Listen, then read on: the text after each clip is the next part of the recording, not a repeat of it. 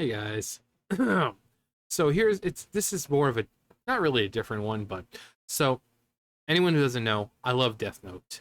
I watch it several times a year. I mean when it's like 37 episodes, so you can easily get through the entire series in the span of a day. So it's a great series. If you haven't seen it, I would really recommend watching it. Um, but I was thinking about Death Note last night, thinking about death like I normally do before I go to bed. And I'm like, what if there was other notebooks? But John, there is other notebooks. Let me finish. Other notebooks that were like the Death Note that did things but just not um you know. So basically like a life book, a life note. You can create life, you know, but each book will have its own restrictions, its own deals. So the Death Note, we all know, we're no stranger to the Death Note. You know the rules, and so do I. John, you sneaky, clever bastard, you. But seriously, we know the rules. We know the ideal. The Shinigami can give you Shinigami eyes, but the cost is half of your remaining lifespan. So if you were to live to 80 years old, you would only live till 40. If you were supposed to live till 60, and you'd live till 30. So if you got that book at like 29, you're basically screwed. Enjoy it for like a year while you have it. Uh, and it's always it's the great power kind of thing, but when it comes to the deals, it's always the you can't have something without giving something in return. So there's two notebooks that I thought of. So one is the Death Note. Again, we know the Death Note. The other one is like a life note where you can give life, you can create life. Of course, it has to be within the realm of possibility. You can't create eldritch freaking terrors out of it. If you wanted to create an animal for yourself, it has to be within the realm of reality, just like the Death Note. People's deaths in the Death Note have to be within the realm of reality, something that's physically possible for them to do. So, like it was shown in the show or in the manga, Light it was he knew it wouldn't work out, but it's like, oh yeah, a prisoner here in Japan. I said that they would go over and die in front of the Eiffel Tower in Paris, France, and obviously you can't get from Japan to Eiffel Tower in an hour. So naturally, the person just died of a heart attack. So it has to be within the realm of reality. So again, no eldritch terrors, no abominations. But then you say, well, if it's life, then you could bring people back from the dead, right? No, you can't. That's part of the deal. So the life book, you can create life, you can bring people into existence that are completely new. Any age you want. If, like I said, you wanted to make a companion for yourself, a dog, cat, this or that, go ahead. You write down the details of what you want, their personality, and bada bing, bada boom, you have a brand new furry friend. But the deal, and this is where you have to. So I was thinking there was along the lines of there's two deals that could be possible. One is you can bring a person back to life. So, say your mom died at a young age or whatever, you can bring her back, but then her lifespan is halved. So, she's not going to live as long. Which, I mean, I don't to bring someone back to life. They're going to die anyway. So, I don't know why you'd want to bring someone back knowing that they're going to die soon and again. So, I was like, I think I like the next one though. And even though it's a life book, it's a book that can create life. There's always gotta be an equal balance in the cosmos. So to get something, you need to give something. So if you want to return your parent to the world of the living, you have to give a life, and that's where the deal comes in.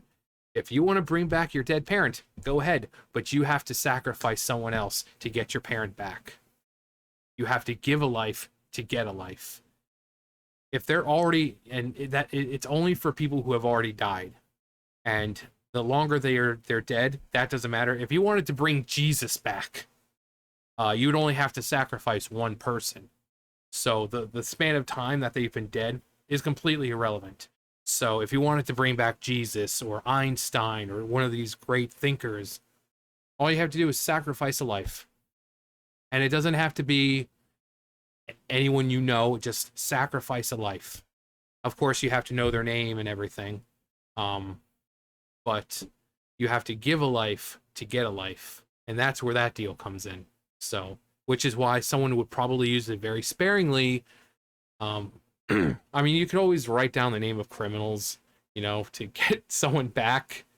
Um, so it kind of works in a way of a death note, but it's part of the actual deal, not the book itself. So you've got the power of life, you got the power of death, two separate notebooks, and then I thought of one like an every anything notebook. Like the death note can control people up until until they die. Well, this one just flat out lets you control people, control their emotions, control the way they think. But you can't use it to make anyone themselves. Whereas the notebook, you can kind of make them accidentally get hit by something. But in this book, you can't actually do that. That's now I don't know what I would call it or what the deal would be, but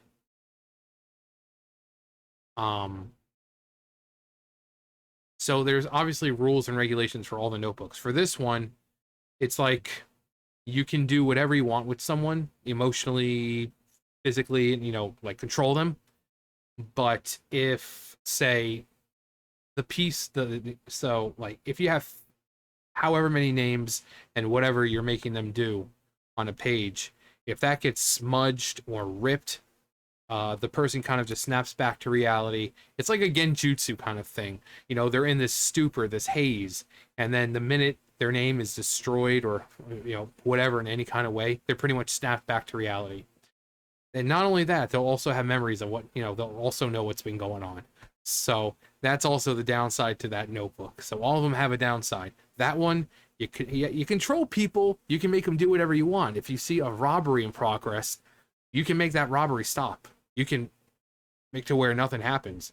If you want to have your boss say, "Oh yeah, you can have the day off or a week off or whatever," you can do so, because the same thing. It has to be within the realm of reality.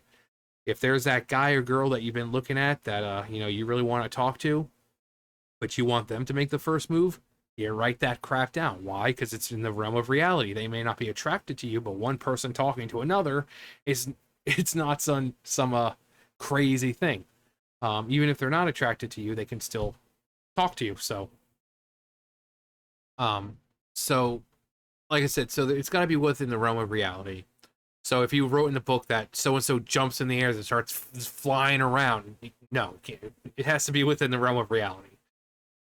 So again, if you wanted to, I don't know, set up some kind of GoFundMe or something and have like someone extremely rich donate a certain amount of money, and then you can kind of claim it.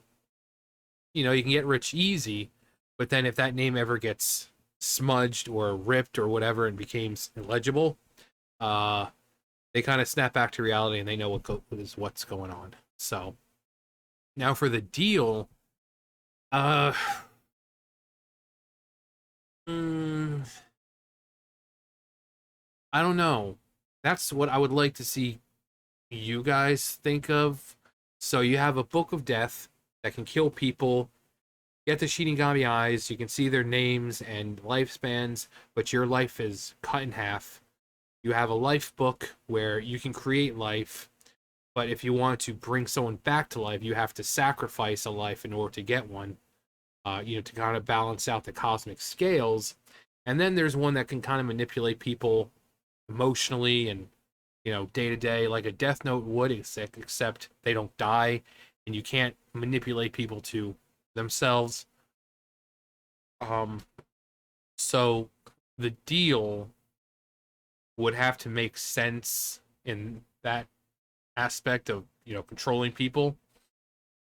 I mean, I know like in the Death Note movie, it's like you could bring someone back or prevent a death by ripping out the page, that their name is written on, but you can only do it once.